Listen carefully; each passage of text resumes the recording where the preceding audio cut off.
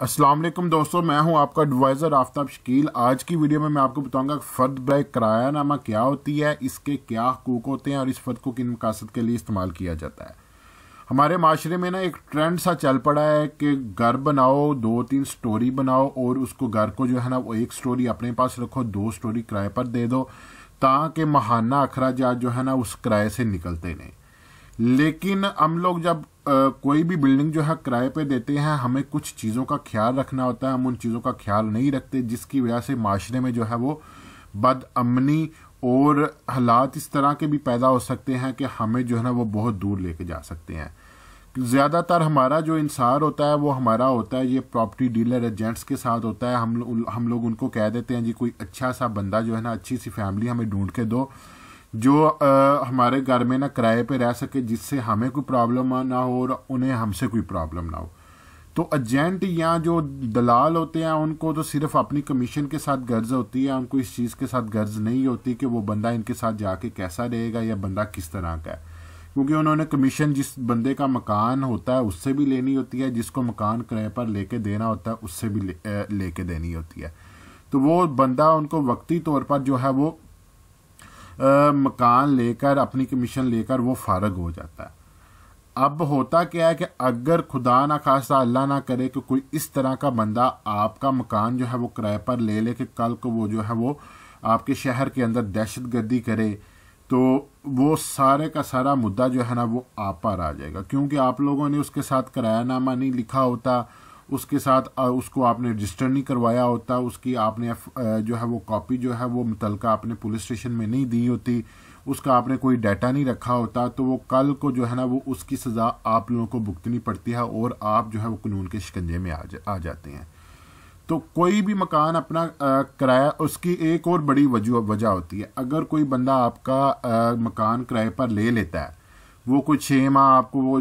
कहता है जी मेरे पास किराया नहीं है, मेरे हालात बहुत तंग है, मैं आपको बाद में दे दूंगा। 6 माह बाद वो बंदा आपका मकान छोड़ के चला जाता है,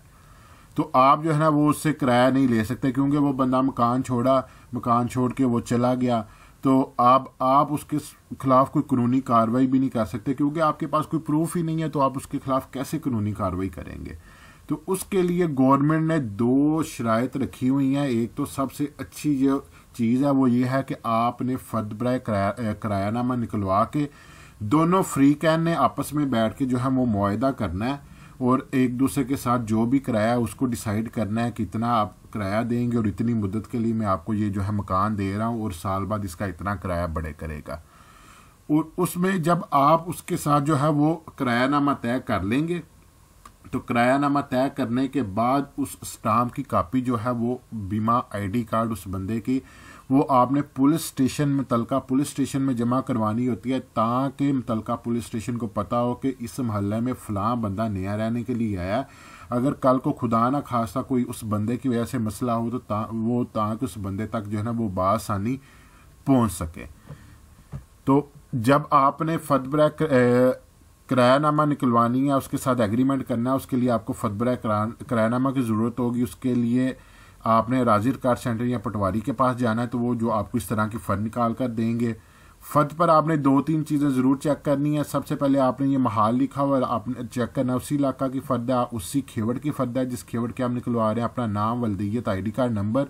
और रकबा मुंतकिला, जितने रकबे की आप फर्द निकलवा रहे हैं वो रकबा आपने यहाँ पे लिखा है। अगर इनमें कोई भी चीज़ गलत हो तो फ़ौरन आप जो है राजी रिकॉर्ड सेंटर वालों को बोलें जी इसको ठीक करके दें। और यहाँ पे इसका जो है मिज़ान कुल हिस्सा लिखा हुआ है, टोटल इतने हिस्से की जो है ना ये फर्द निकली हुई है।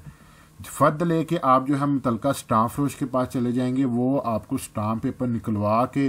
ठीक है, ये 1200 रुपये वाला स्टाम्प पेपर निकला हुआ है जिसकी पूरी एक कानूनी हैसियत होती है। तो ये देखें, ये इसका बैंक की रसीद और ये स्टाम्प निकला हुआ और ये इसका किरायानामा दोनों फ्री कैन के मुबैन जो वो लिखा गया है, ठीक है। और इसमें ये तय हुआ कि इतना इसने ले लिया और माहाना ये बंदा इतना किराया दे करेगा, और दोनों बंदों के नाम भी लिखे हुए हैं। उसके बाद जब आपने फर्द निकलवा लेनी है तो आपको स्टाम्प लिखवाने के लिए अपना असल ID कार्ड और किराएदार का असल ID कार्ड, एक अदद फ़ोटो और मालिक के भी एक अदद फ़ोटो, और उसके बाद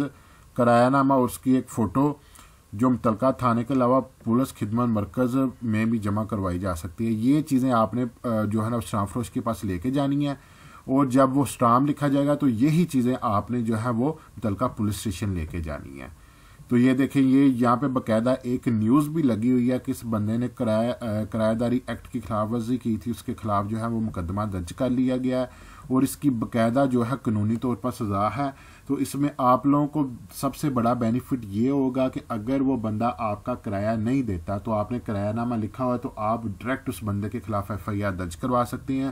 اور عدالت میں بھی آپ جا سکتے ہیں۔ دوسرا، اگر کوئی بندہ وہ آپ کا کرایہ دار کوئی کسی قسم کی بھی کوئی جو ہے وہ اس طرح کی حرکت کرتا ہے کہ جو غیر قانونی ہو، تو وہ فوراً جو ہے وہ اسی بندے پہ جو ہے نا وہ کارروائی کی جائے گی، آپ پر کارروائی نہیں کی جائے گی۔ اگر آپ کو میری ویڈیو اچھی لگتی ہے تو چینل کو لائک کریں، سبسکرائب کریں۔ انشاءاللہ ملتے ہیں اگلی ویڈیو میں، اپنا خیال رکھیے گا۔ فی امان اللہ۔ باقی اگر آپ کو کوئی بھی زمینی معاملات میں مسئلہ ہے تو نیچے کمنٹس کریں، انشاءاللہ ہم ایک پوری ویڈیو بنا کر آپ کو گائیڈ کریں گے۔